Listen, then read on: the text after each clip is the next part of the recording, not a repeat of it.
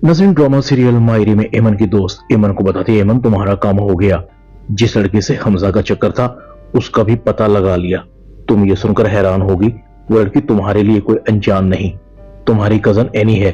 दोनों एक दूसरे को पसंद करते थे, मगर बाद में एनी की शादी हो गई। हमजा अभी तक भी एनी को भुला नहीं सका।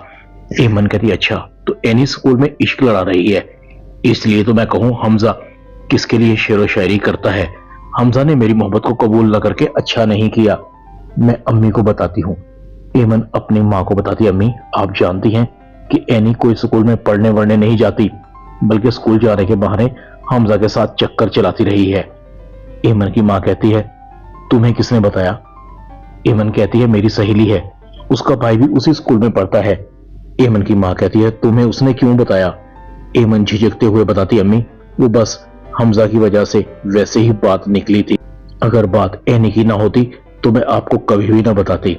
इधर फराज साइका को कहता, तुम्हें अच्छा नहीं किया, तुम्हें मुझसे और बच्चों से ज्यादा अपने घर वालों की फिक्र है, तुमने मेरी नाफरमानी की है। साइका कहती है, मैंने कोई नाफरमानी नहीं की फराज साहब, जो सही था वो किया।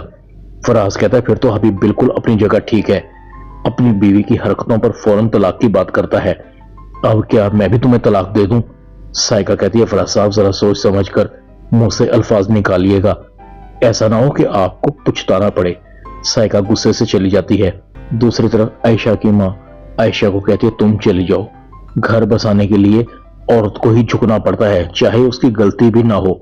मेरा मशवरा मानो, तुम वापस चली जाओ, इस तरह तो राहिला को और भी खुलकर खेलने का मौका मिल जाएगा। पता नहीं क्या क्या पटियां पढ़ाती होगी तुम्हारी पीठ पीछे। इधर एनी को घर के सारे काम करने पड़ रहे हैं, एक तरफ उसकी पढ़ाई, दूसरी तरफ घर के कामकाज। एनी की आंखों में आंसू आ जाते हैं।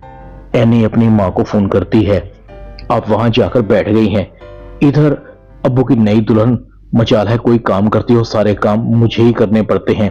एनी कहती है, अम्मी आप आ जाएं, वहां बैठकर लड़ाई नहीं लड़ी जाएगी, यहां आकर लड़ें, अब्बू आपको कभी भी फोन नहीं करेंगे। अब फहमी को भी एनी के खिलाफ बोलने का मौका मिल जाता है।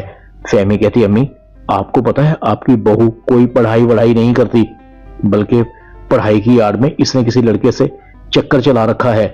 ये हम सबकी आंखों में धूल झोंक रही है। घर के सभी लोग हैरान होते हैं। बड़ी माँ कहती है, फहमी तुम्हारा दिमाग तो ठीक है, क्या औल फौल बक रही हो?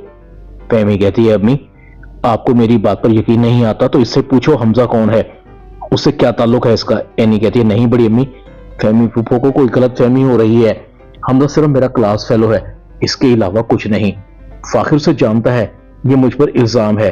बड़ी अम्मा कहती है, मैं तो पहले ही तुम्हारे स्कूल पढ़ने के हक में नहीं थी, बस अब तुम घर से बाहर कदम नहीं रखोगी, सुन लिया तुमने? ड्रामा मायरी में इतना ही।